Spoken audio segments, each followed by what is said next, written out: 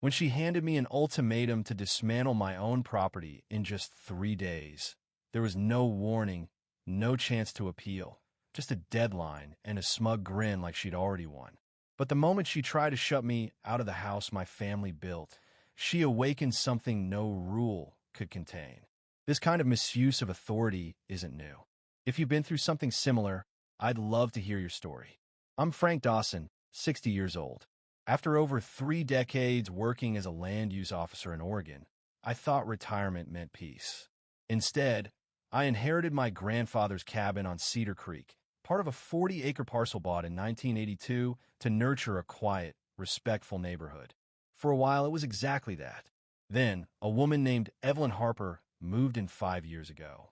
At 54, she immediately took charge of the Homeowners Association, turning it into her personal domain. She enforced ridiculous rules. No drying clothes outside, no planting flowers without formal permits, and even paint colors had to be pre-approved. Most neighbors stayed silent, fearful of conflict. But I wasn't intimidated. My years in government taught me every rule, every loophole, every boundary. Evelyn had chosen the wrong person to push around. It all began with a simple act. I planted a bright red geranium on my porch. Just a single flower, something cheerful to start the day.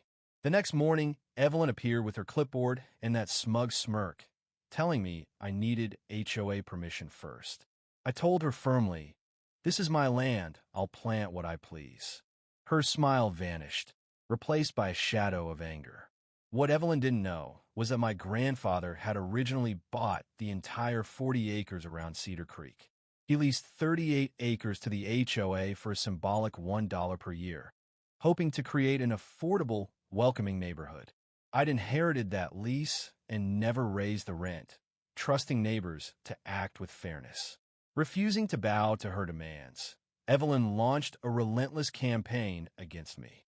First came fines, $150 for an unauthorized garden bed, $250 for my old truck parked in the driveway blocking the view, and $300 for the wrong shade of paint on my cabin, which had never changed in 40 years. Each notice was laced with threatening language about escalating penalties. I began carefully documenting everything, photos, dates, times. My instincts said there was more beneath her harsh tactics. Evelyn's next move was crueler. She called an emergency HOA meeting without inviting me, painting me as a troublemaker who refused to follow the rules. Neighbors who once greeted me now crossed the street. The woman who used to wave from next door barely looked my way. She spread rumors that I was dangerous, unstable, even violent. Evelyn cast herself as the hero protecting the neighborhood from a grumpy old man by the creek. But while she isolated me, I quietly gathered proof. I installed cameras, recorded every interaction, and started digging through HOA financials and land agreements. What I found shocked me. Unauthorized construction on my land, fees raised without votes, community money used for her personal projects, forged signatures on official papers, and intimidation tactics against dissenting neighbors. One evening, Evelyn's husband, Mark, came to my door. He looked worn down and confessed he couldn't watch this anymore. "Evelyn's changed," he said quietly. "Power has made her cruel and paranoid." He handed me emails and texts showing how Evelyn rigged HOA votes and threatened families with fines to get her way. Armed with this evidence, I contacted my longtime friend and real estate lawyer, Clara Bennett. At 70, Clara was sharp as ever, thrilled to help. Together, we pored over the original lease and uncovered a clause allowing rent to be adjusted to fair market rates with 30 days' notice. For decades, I've been charging the HOA $1 a year for 38 acres that now could be worth $8,000 per acre annually. That meant the HOA owed me over $300,000 a year. More importantly, Evelyn's destruction of my fence and garden gave grounds for criminal charges and civil suits. We prepare to serve a formal rent increase notice and file lawsuits for harassment, property damage, and emotional distress. The day of the big HOA meeting arrived, and the community hall was packed. The local news reporter, Ana Ruiz, was there to cover what was quickly becoming a scandal. Evelyn showed up with her usual pile of papers, expecting to control the room. Instead, I revealed the truth about land ownership and played video footage of her directing workers to tear down my property, saying he needs to know his place. The crowd gasped as I displayed financial records showing her misappropriation of funds and emails threatening residents. One elderly neighbor, Mrs. Sanchez, who had stopped speaking to me out of fear, stood with tears in her eyes. "I'm sorry, Frank. Evelyn told us you were dangerous. I was scared to talk to you." Another neighbor shared how her family had cut groceries short to pay unjust fines. Even a single mother revealed Evelyn threatened to have her children banned from the playground if she didn't vote for her. Evelyn shouted over the crowd, claiming she worked for the community's good. I calmly asked, "Is this the community you built, where neighbors are scared to plant flowers or let children play after 6 p.m.? Her outburst cracked her facade.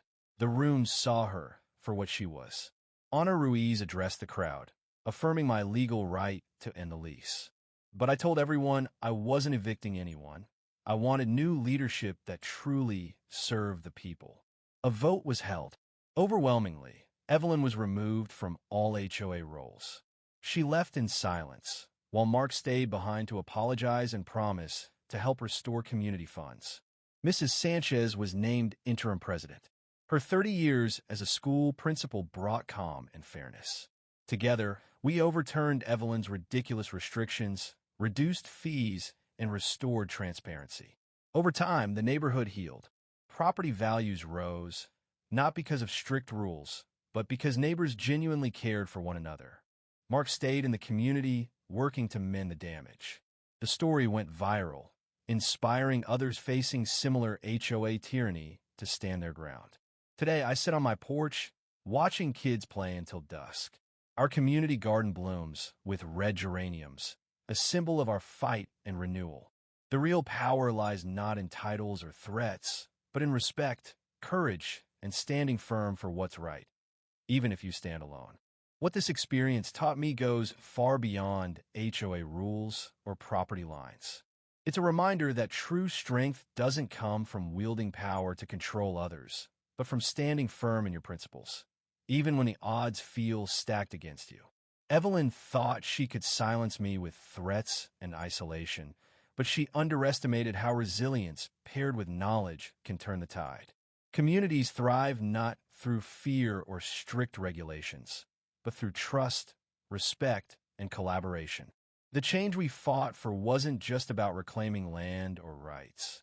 It was about restoring humanity to a place where neighbors look out for one another instead of policing each other.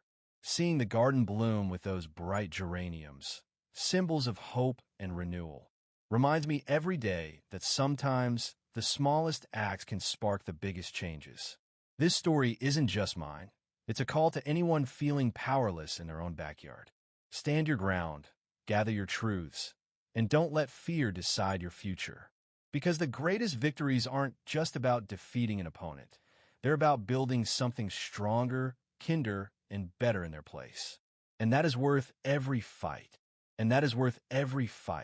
We reclaimed peace and kept it